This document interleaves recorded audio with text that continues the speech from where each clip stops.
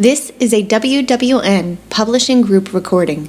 Copyright 2017, all rights reserved. This is an abridged version of Hot Georgia Rein by Martha Sweeney to make the story appropriate for all listeners on YouTube. Read to you by the author. If you want to read the complete story, you can find the ebook or paperback online. Links are provided below in the description. Chapter 26, Henry. The second Ivy runs out of the barn, I'm chasing after her with nothing but a sheet wrapped around my waist. Let me come with you, I offer. Just give me a second to get dressed. No, Ivy objects. I need to go. I'll be back, I promise. She gets into her mama's truck. Ivy, please, I beg. I'll be back once I know everything's fine, she claims as she pulls away. Let me... I stop, realizing that she can't hear me. Motherfucker! I stand in the dark, watching the truck disappear as I try to figure out what to do. Old feelings wash over me, causing me to think that I'm losing her all over again. I need to do something. I can't just stay here waiting for her to call and tell me if she's coming back or not. I know she doesn't want me to go with her, but it doesn't feel right to stay. I head back into the barn and throw on my clothes, pacing as I debate with myself. Before my boots are on, I'm committed to going after Ivy, to be there for her. I rush to clean up the dishes, taking them inside the house. I speed through the streets, desperate to catch up with her before she leaves. Just 2 miles away from her parents' house, that's when the lights go off in my rear-view mirror. God damn it, I grunt, pulling to the side of the road. It takes forever for Bobby Womack to approach my truck.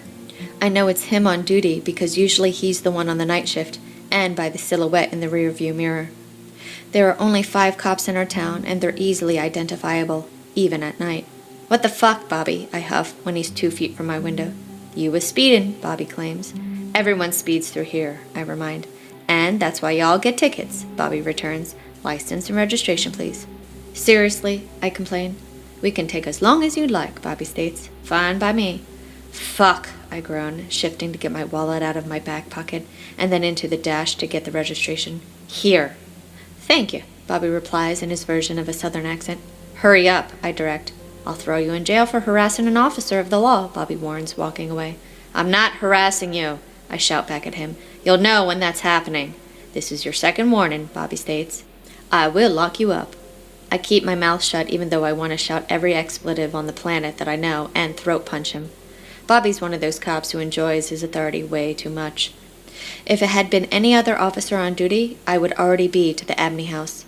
Bobby takes his sweet time, and about 20 minutes later, I'm finally on my way with a bullshit ticket in hand. Before I'm out of the truck, Grady is already coming out of the house. Hey, man, he says. Hey, I reply. Did Ivy leave already? Yeah, he confirms. Mama and Papa took her to the airport. Do you know if she already has a flight? I inspect. No, Grady says. But I'm sure she took care of it on the drive. This late at night it won't take so long to get there. Plus, there's always flights going up to New York. Fuck, I huff. Why are you here? Grady checks. I was hoping to catch her, I say. I didn't want Ivy going back alone. She seemed really upset. Yeah, Grady replies. Let me text Mama and find out. I wait impatiently as he sends her a message, and thankfully she writes back pretty quickly. Mama says Ivy got the next flight out, Grady informs. It's just her going. Fuck, I groan. You okay? Grady asks. No, I sigh. I don't like the way she left. Feels like it's the past, all over again. She's not leaving because of you, Grady reminds. I know, I huff. I just wish she would have let me go with her. Then, why don't you? Grady inquires. I'm not with her, am I? I reply sarcastically. No, Grady agrees, but you can get on the next flight. I've never flown before, I remind. I'm not sure I want the first time to be alone. Then drive, Grady suggests. It'll take a while, but you could make it by mid-morning, I think. I take out my phone and check the driving distance. It's around 13 hours. If you leave now, Grady adds. You'd probably be able to cut down a bit of time, too, with it being late. Can you drive straight through like that? For your sister? I think so, I confirm. Then go, Grady suggests. No better way to let her know you're serious about her than just to drive up there. Be there for her. Do you think she'll mind? I pray. I don't want to intrude while her friend is in the hospital. Who? Grady asks oddly. Cece, her friend, I remind. Oh, right, Grady replies with a strange tone. I'm sure she'd be happy to have you. Having you there will most likely keep them both calmer. I can text her and let her know that. No, I interrupt. I want to surprise her. Okay, Grady replies, holding his hands up in defense. That might be good. Maybe text her once you're up there. My head bobs as I calculate everything. Do I need anything? I check. Your keys, wallet, gas, and maybe some clothes for once you're up there, Grady suggests. Food to keep you going? Right, I sigh. I need to get some stuff packed, and then I'm going. Call or text if you need anything, Grady offers. I don't mind helping keep you awake if you need. Thanks, I reply, hopping back into my truck. Zooming through the streets, I leave the truck running as soon as I pull up to the barn. I grab anything that doesn't smell and is in close proximity to me to use for clothes. I get a few things from the bathroom and some food and drinks before leaving. With it being just after 10 at night, I should be to Ivy before noon tomorrow. I text Grady for Ivy's address, and once it's programmed into my driving app, I hit the road. It's long and dark with barely anyone out, which should help with the drive, as Grady said it would be. With rock music to keep me awake and focused, I take the 75 up through Tennessee, bypassing the Carolinas. When I fill up for gas, I get some coffee and load it with milk and sugar. I hate coffee, but it's the best option I've got to keep me going, other than masturbation. I've used touching myself many times on the road before to help keep me awake. The challenge is always keeping yourself on the edge without causing a serious case of blue balls from developing. If you come, then that speeds up the time frame for needing to actually sleep. I stay on the 81 heading toward Washington, D.C., stopping at a rest stop somewhere in Virginia. Though I want to get to Ivy as quick as possible, I also know that I need sleep. I can feel the fatigue setting in and know that if I push much more, I'll get in an accident. Setting the alarm on my phone, I lock the doors and cover my face with my baseball cap for a few hours. I'm back on the road after 5 hours of rest, a good rinse in the bathroom, and some breakfast. I text Grady just before I take off, letting him know where I am and hoping that he might keep me up to date on where Ivy will be. I stop for lunch about an hour north of D.C. and then continue through Maryland, where everyone drives slow as shit in every lane. The traffic continues to be a pain all the way through Pennsylvania and New Jersey. Just when I think the worst of the trip is over, I'm wrong when I reach the Lincoln Tunnel. It takes nearly 3 hours just to cross the fucker. It's been about 22 hours since I left Blackburn. I chide myself for resting because it made me get stuck in traffic in several places, forcing me to get here so late. When the roads in New York are hard to navigate, I find a place to park and then take the train or walk as Grady suggests when he texts. The way that everyone is in New York is one big clusterfuck of culture shock. I can see the appeal as well as the hatred people have for it. When I get to Ivy's building, I double-check the time and realize that it's now almost 10 at night. I should have fucking flown with how much time it's taken me to get here. I pace outside her building, trying to decide if I should see if she's awake or not. When 20 minutes pass with me circling the block several times, I head back to the truck and grab my shit to find a place to crash for the night. I don't want to disrupt her if she's tired from being at the hospital all day. I don't even know if she has to go back or not.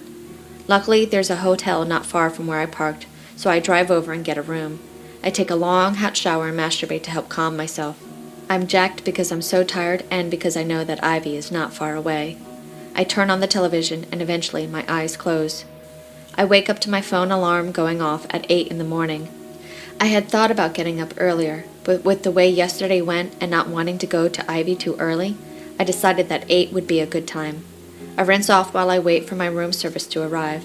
By 9:15, I'm checking out and driving to a parking garage close to Ivy's place. I think I parked the truck at the place I did yesterday, but I'm not sure.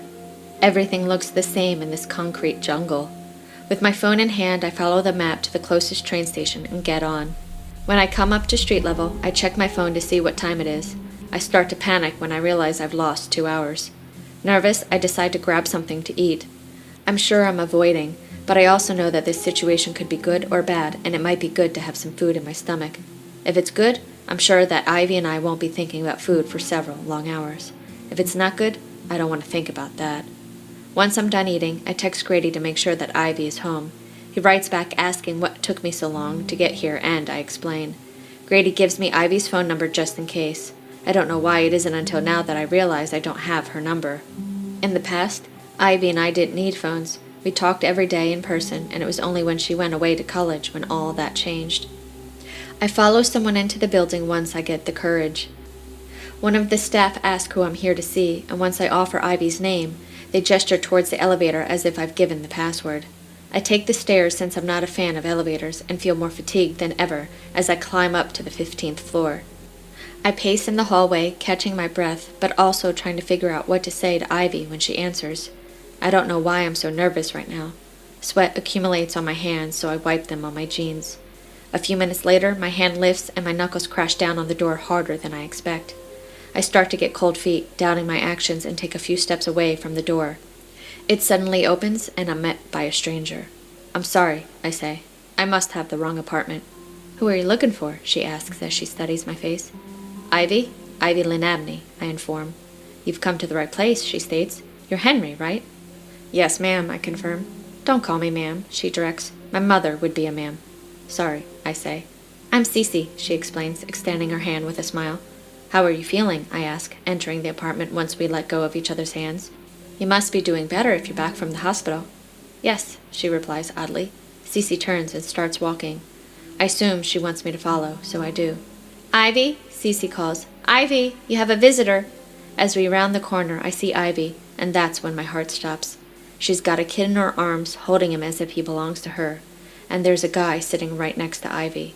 He's right next to her, as in their bodies touching, and no space between them. They look like the picture-perfect couple. "Henry," Ivy says in a surprised tone. "Dada," the kid says. My mouth opens, but nothing comes out. My eyes bounce back and forth between Ivy and the guy. Nausea rises in my stomach, and a cold sweat washes over me. I'm unable to process what I'm seeing and feel like I've been sucker punched. Not interested in strangers seeing me break down, I spin on my heels and dart back for the door. My feet almost fail me twice as I jog down the steps. I faintly hear someone in the background calling my name, but I can't look back. I wasn't expecting to find Ivy like this, whatever this is. This is the end of this chapter. Thank you for listening. I hope you're enjoying the story so far. To read the full unabridged version, you can find a link in the description below. To find out about new releases before the general public, be sure to subscribe to my newsletter. You'll find a link also in the description. Also, to be notified when the next chapter is published, make sure you subscribe to my channel.